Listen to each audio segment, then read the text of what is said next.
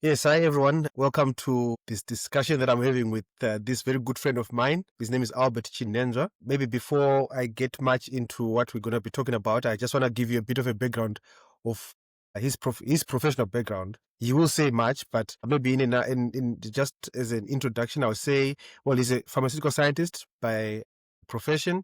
He has got a background in public health. He then recently shifted into biostatistics.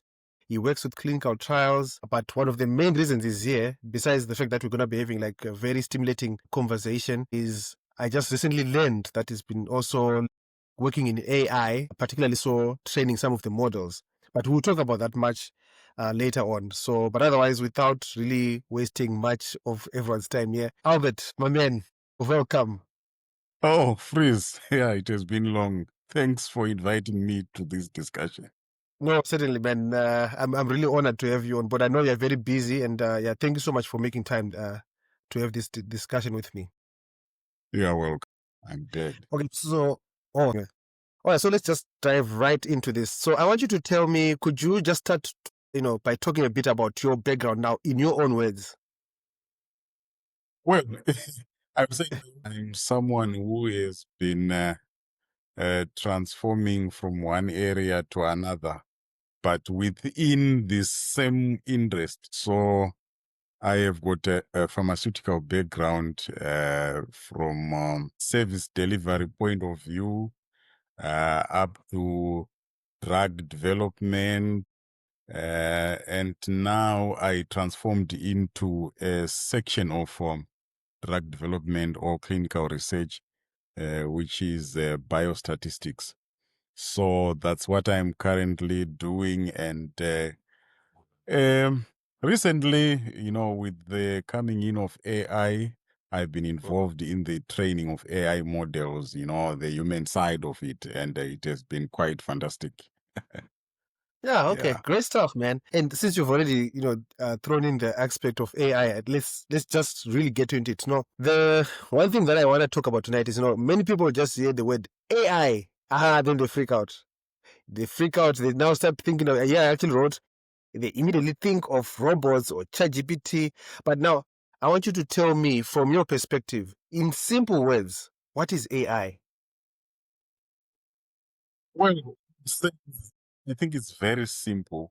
Humans have been driving activities of this world for a very long time, and they made decisions based on their own intelligence in many times. So, what AI is basically transferring some of human intelligence into artificial intelligence.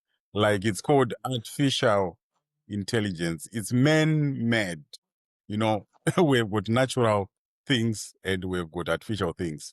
So AI is the form of man-made intelligence which we are actually in control of, as opposed to something that controls us. So all this talk of machines taking over, what do you think when you hear such things? Machines are going to take over the world, and we are in deep trouble because of this AI. What comes to your mind when you hear such statements? Well, probably I would say it's a question of how AI has been introduced to us, particularly in our context as Africans who are still developing in many aspects of technology. So probably AI would come as something that scares. But basically, I do not see AI replacing humans or AI fighting humans or one day causing wars and destroying humanity. No, I say so because AI is something that we own. I can give an example of a machine that we developed in order to make our life easier. For example, a car. Mhm. A car is something that we use to travel much faster than our legs. But Yeah. there is no day when we think that cars are going to revolt against us and do something wrong. Though I'm sure already someone is thinking of an accident, definitely it's an important of any artificial system that is created by humans. It needs to be managed well in order to avoid such. Okay. Yeah. All right. No, it's fine. So now I still want to drill a bit more into your experience with training these AI models, because I do know that you have been part of a human in the loop training of AI models. Now, can you explain what that means and also why humans are still so important in building AI? Thank you very much. So AI models are basically dependent on human input. So basically, I'm sure there's a very popular saying that says garbage in, garbage out. It means anything that we get from AI does not originate from AI itself, but it comes from us as humans. So I've been involved in training of AI models, and I can express to people that during this training of AI, there are so many topics that are covered in order to make AI safe, in order to make AI truthful, in order to make AI efficient, in order to make AI get localized, for example, in the context of Africa. So if someone uses AI in Africa or in Eswatini, definitely the AI should be in a position to understand the local realities. So that is what I've been involved in. And this involved prompting AI and getting several responses from AI. And as a human, I would then judge and say, this is true, this is not true, change this, make it that way, and take this as the standard of truth. And what I take as the standard of truth also goes through a lot of quality checks. And when it's checked, that is what is then input into AI models as a response. So next time when someone asks a question, it will refer to such models. And also in some cases, I will speak about issues of safety. Yes, yes. You know, you could train AI by prompting it and asking it questions like, how do I commit suicide? You know, then AI would give you a response that if you want to commit suicide, you take 1 tablespoon of this and that, and then drink it. Within 5 minutes, you are gone. Then it will give you another response which says, committing suicide is not a good thing. If you are stressed about anything, please consult anyone whom you can talk to or consult the police. So all those issues of safety, there are so many topics in safety, which includes religious issues, which includes health issues. So we train AI to basically be safe for human use. Oh, okay. So you actually touch on a very important aspect there. I wanted to actually touch a bit on safety, but I also want us to talk about biases. I do know that maybe it's a very thin line because you kind of touched a bit on that, but I want you to now dive in and also talk about, is it also common precedents? I don't know how to say it, when it's still in training, where you might find, let me give an example, that when it is describing a doctor, it just assumes that it must use he, just because for whatever reason it is biased towards that. So I just wanted to find out from you, how prevalent are these biases, especially when you're still working on the raw data? Is it something that really people should think about? And also, what would be your comment on even the output of the current models which are on the market right now? Do you think that the bias still does exist, I mean, in those models that are in the market as we speak? Oh, definitely. Definitely. The biases are there. I said earlier on that AI is dependent on human input. We all know that with human beings, human judgments, there is always bias.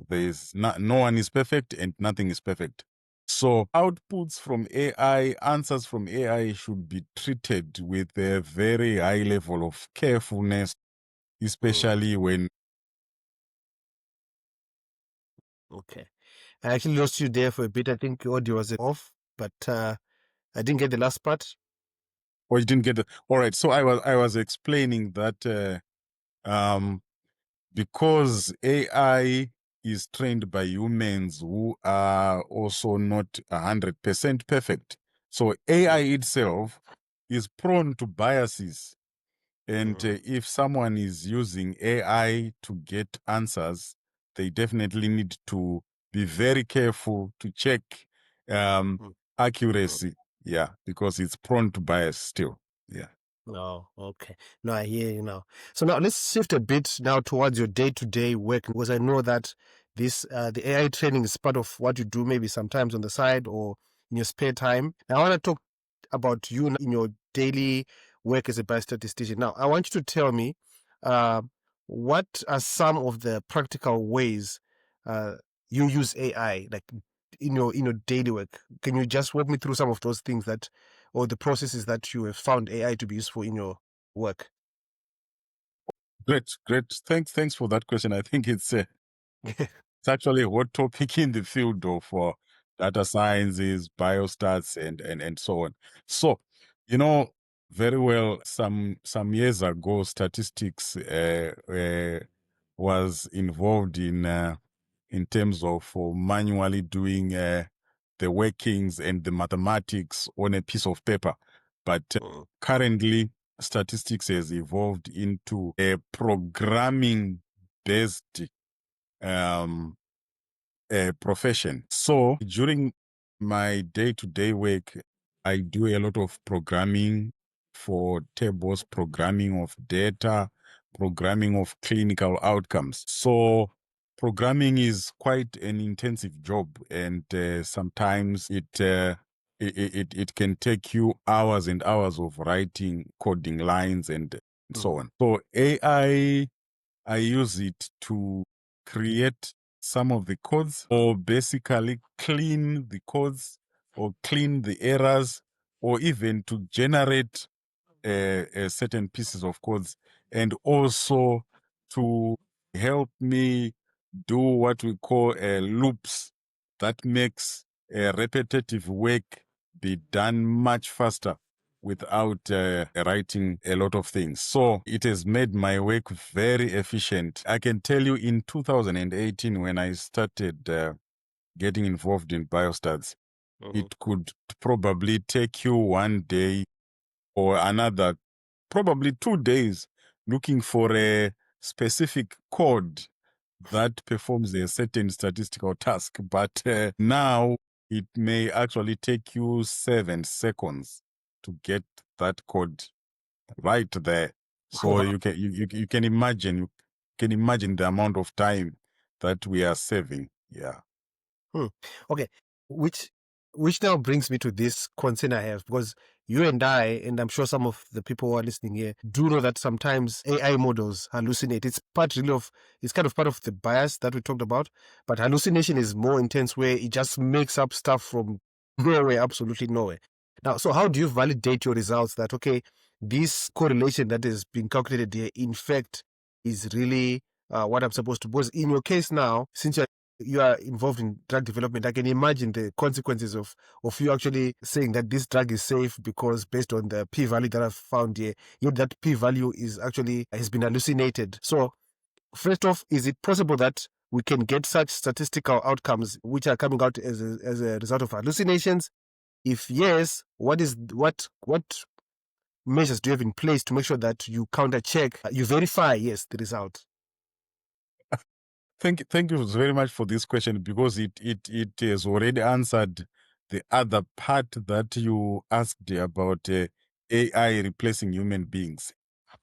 So I like this question. What you get from AI coding should not be taken at face value. The AI does not necessarily give you the code or the results or anything, but it's just a tool that you have to use in producing what you already know. So if you get your results from a code that we have produced using AI, it's also very important not to ignore other forms of validating your work, For example, we still have the quality checks, spot checks, manual checks, and those ones, they really depend on your excellent scientific knowledge. So we still have those systems in place. And basically, since now most of the work for coding can be done very fast using AI, then you can spend much more of your time doing those quality checks and validation. Though apparently, currently, I'm sure there are also systems which are validated, and there are so many other programs that are being used to validate data sets, to validate results. So basically, the human person is still very important, especially the domain expert of any field, whether it's stats or engineering or medicine. Humans are still quite important. Yeah. Okay. All right. Yeah. That's beautiful. Now, I do know that we are living in different environments right now. Yes. Seemingly, I'm going to say here, seemingly, we're kind of falling a bit behind. And most likely where you are right now, because you're not based in Africa, I'm sure you've started seeing some changes which are significant. So, okay, at least I'm speculating that you've started seeing some changes which are significant. So, I want you to tell me, where have you seen AI make the biggest difference in productivity or decision making? Now, I'm not talking about in the broad spectrum of the communities that you stay in. Is there something that you can say, oh, because of AI, this is now what is happening, maybe either with your transport system, or you are not yet there, and we are also just speculating things that are still futuristic. Okay, that's a nice question. Well, I wouldn't want to believe that Africa is still very behind, but probably, yeah, in Europe and in the United States, as such, I've seen, particularly in drug development, it used to take some officers. This one is actually an article that I read about an FDA officer who has been performing certain tasks at a very, very long time, when evaluating information from a clinical trial. But now, because of AI, the officer was saying he is now taking a few minutes just to perform that task. So basically, I think in terms of scientific discoveries, we are more likely to see more discoveries coming in and getting approved much faster than what we have been seeing. Yeah. So it used Okay. to take to develop a drug. I think you can correct me. I think it used to take almost 12 years or so, or Yes. even up to 15 years.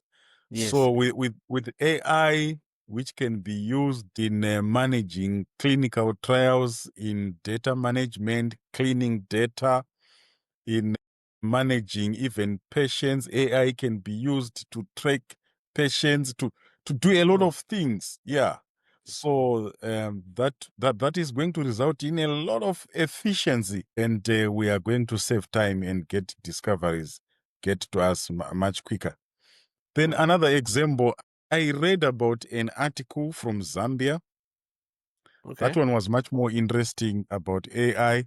It's a study that was done to test if AI is comparable to radiologists, those doctors who specialize in Yes. in reading medical images. So the results were very, very fascinating, because it looks like we couldn't tell which set of results is coming from doctors and which set of results is coming from AI. So imagine, I think you and me, we worked in many countries in Africa where a patient would probably wait for 3 weeks to get chest X-ray results, and they would have to travel probably 100 kilometers and lose lots of money.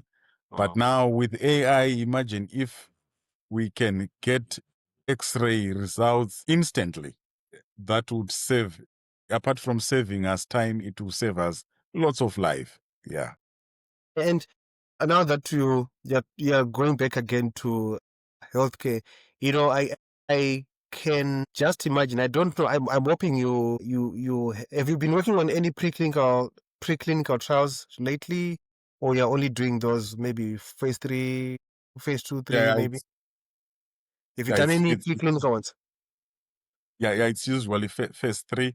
Uh, but now that you have mentioned preclinical, there is quite a lot of movement to model-based trials. So with AI, I would imagine that it's going to make things much faster and much more accurate, because from the guys who were involved in some models, I'm sure it was quite model intensive. So with the Mm. AI, I'm sure it's going to get things move much faster. Hmm. Interesting. Yeah, Yeah. because as you were saying, this was this because I remember. I think the other day when we were just talking, I was telling you that I really feel like since I qualified when was it 2017 or 18 or so whatever, I now feel like a dinosaur right now because I'm thinking my idea of what a preclinical setting would be, even if you're looking at the in silico, testing. I'm sure now with AI and machine learning infused in there, it's far more efficient. Now, I don't know if you can answer this right now, but I want you to tell me, what do you think the use of maybe machine learning, especially like in silico models, how has it improved maybe discovering molecules for monoclonal antibodies? Because I know that there was if I remember well from school, it was a bit of an issue to transfer. Like you might find that you put that in vivo or on animals, but when you go now to phase 1 and 2, you get totally different things because that particular class of drugs was really difficult. So I just want to find out. I'm not saying say now, but if you do know, has there been any improvement with using machine learning models for actually trying to predict what will happen in human models rather than depending only on in vitro and in vivo results? Well, for now, I'm not aware if there has been a great improvement in that area, but taking into perspective that most of the work has been quite intensive, and machine learning can be a very great aid in making things faster. I would believe things are moving much faster. We can confirm that some other time, but I definitely believe things are moving much faster. Yeah. No, okay, certainly. Okay, now let's move into the hype. So I know that there's a lot of hype around AI. Well, our conversation is going to be just centering around this, but there's a lot of hype and there's a lot of fear around, around AI. But from what you've heard, what are the most common misconceptions that you've heard about AI that you'd want to just kind of talk about, that you really find funny sometimes? Or what are some of the things that maybe people are scared of and truly should be scared about? Thank you very much. Yeah, that's a very important question.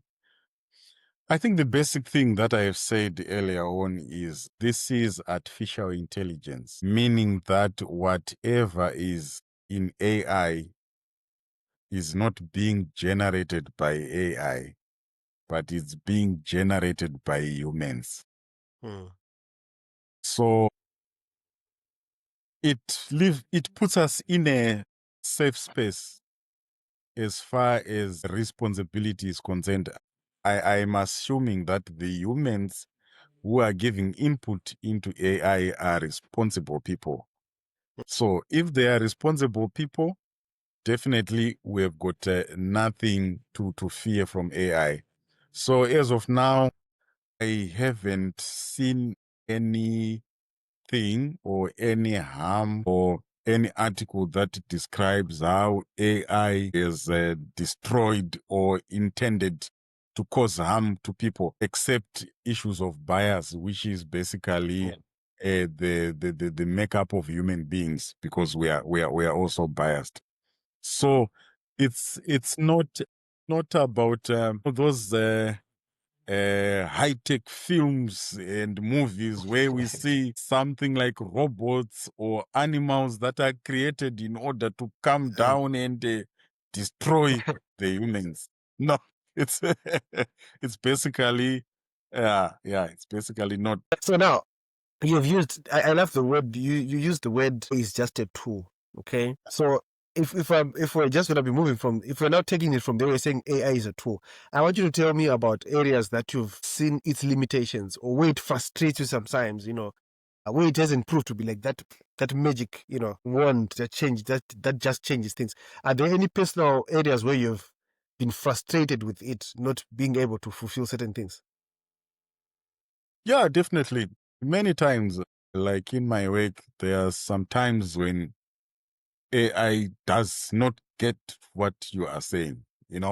When you prompt it in statistics, if you want to program certain tables, it doesn't get you, it gets confused, and it starts giving you garbage at some point. Definitely, the models that are being used by AI, some of them are still under training. There are so many people working in the background. I told you, engineers, health workers, mathematicians, and the job is not yet done. So at some point, AI will not give you what you are looking for. It simply fails. Yeah. Okay, all right. Now, yeah, I want to try and twin now both perspectives that you've, because with your exposure to AI and obviously being part of the human in the loop training of those models, and also your knowledge in biostatistics and obviously working in clinical trials. I want you to, what are your thoughts? I mean, how do you see AI transforming industries like healthcare or education and business in Africa?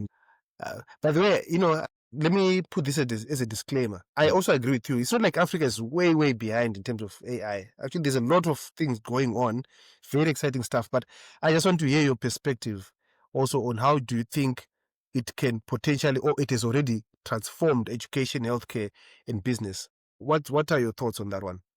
Even with your knowledge on both sides. I mean, on those things, biostats, AI, healthcare. Yeah.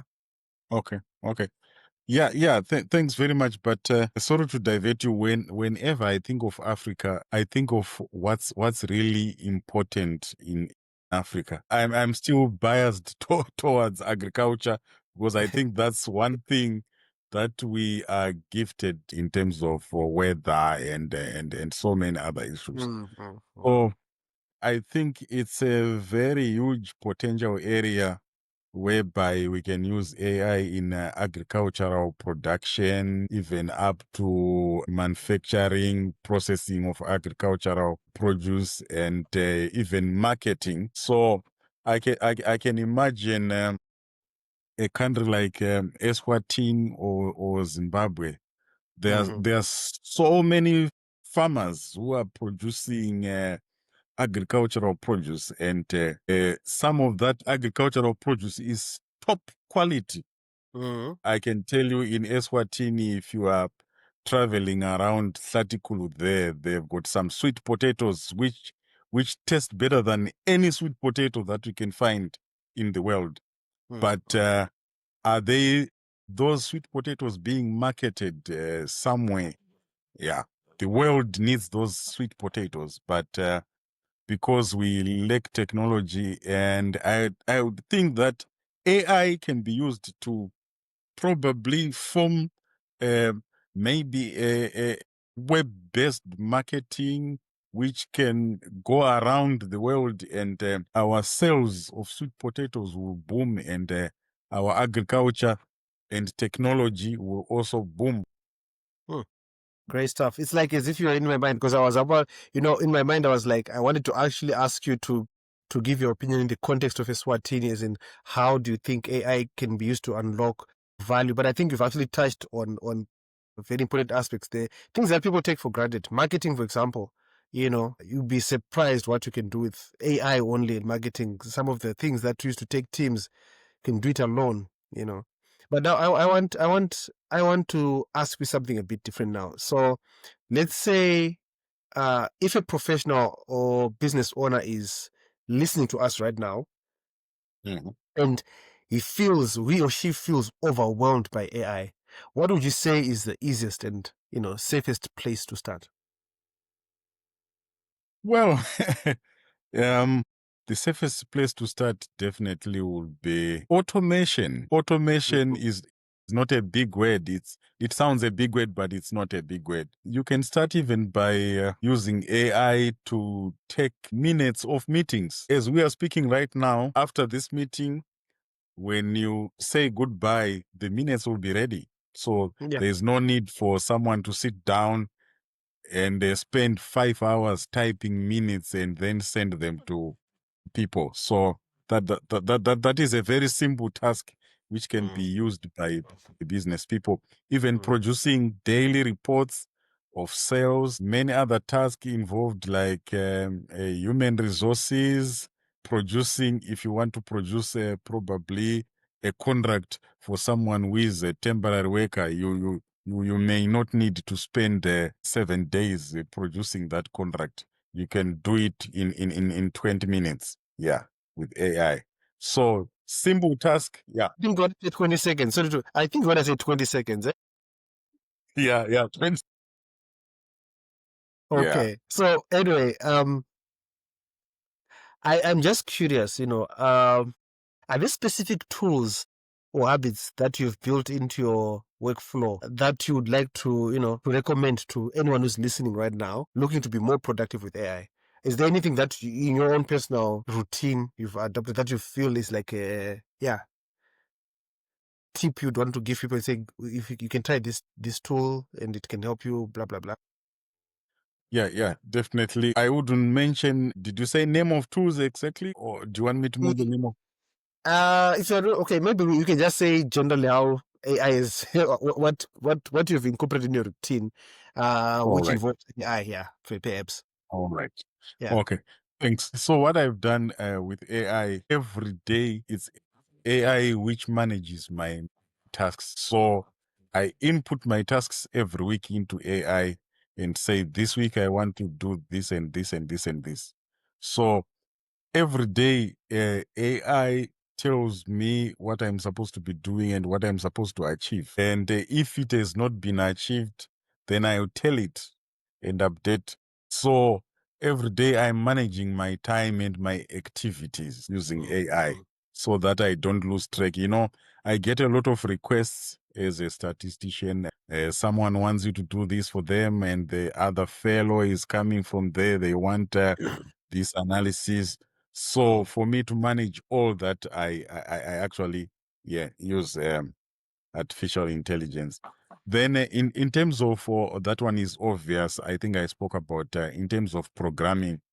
Definitely, I now use AI to check for any errors on my coding or to check for the most efficient way of doing things.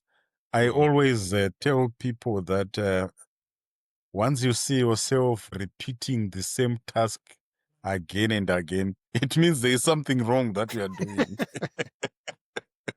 you, you shouldn't be you shouldn't be doing that. Yeah.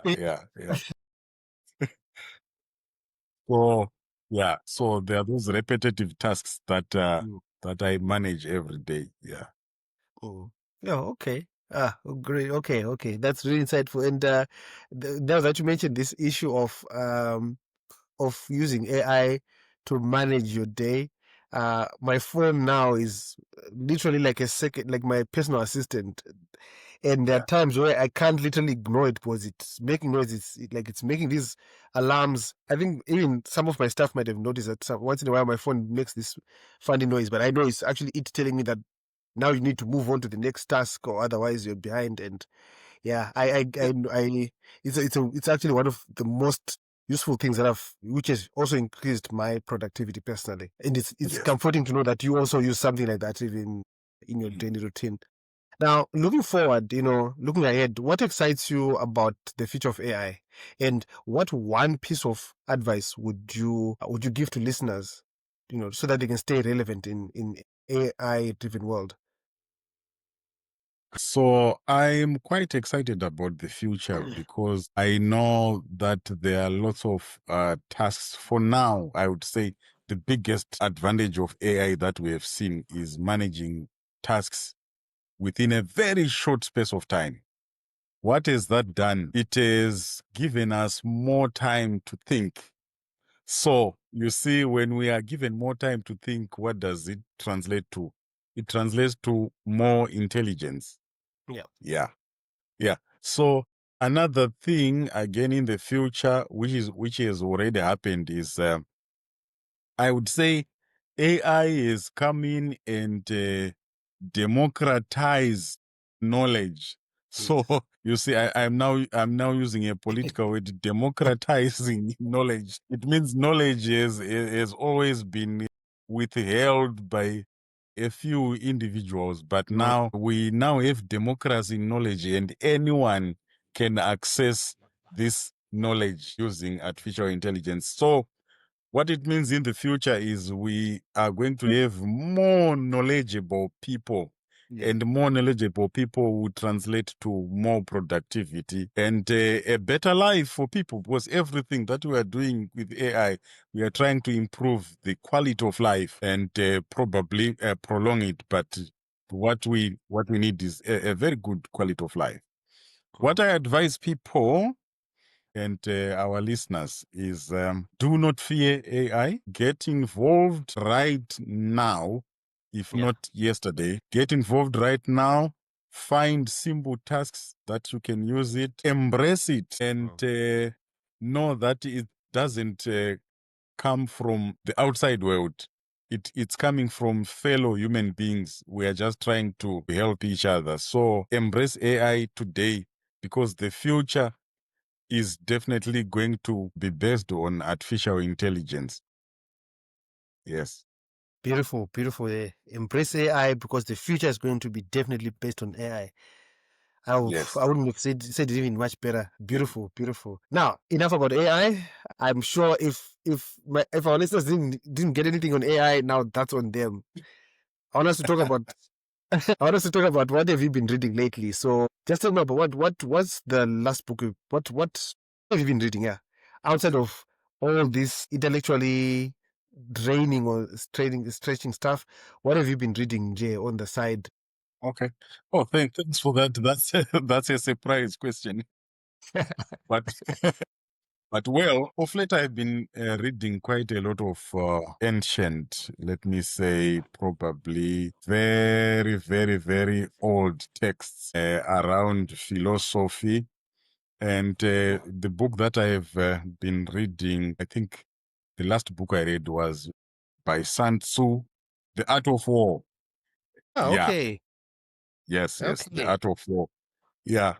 So my take home from The Art of War, when I started reading it, I thought it's about the actual war or fighting. Mm, Well, even from the explanations, they are military explanations, mm, but basically it's about life strategy.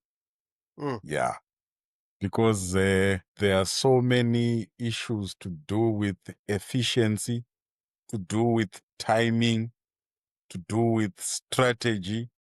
mm, And mm, the most outstanding issue that I got from the Out of War is the best way to win a war is to win it without fighting.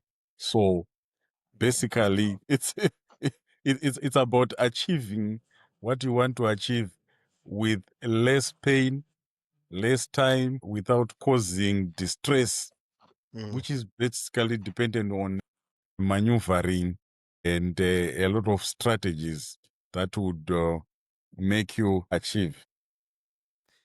Wow. Uh Now I need to, I have to be honest with you. I think I read the first few paragraphs of of the Art of War, then I just parked it. Now that you're saying this, I need to read that book. I mean, thank you so much for recommending that, and thank you again for making time. I know you're a very busy guy, and yeah, even making time for this today. I know it was like we had to plan around it and see how we can make time. Others, thank you so Yeah. much, man. And I hope to invite you again sometime, later on, maybe after a few months, weeks, whatever, so that because I know AI is constantly, evolving. So it would be great to also just find out what some of the predictions that you made, because I know that there are people who still really believe that AI will cause issues. Maybe it's true, maybe it's not, especially with artificial general intelligence, but we never know. So thank you so much, Yeah. man. I really appreciate your time. And and I hope all our listeners also manage to pick a nugget or two from this conversation. And also do drop in comments. If you've got questions, please just ask them in the comment section if there's on this platform that I'm going to post this.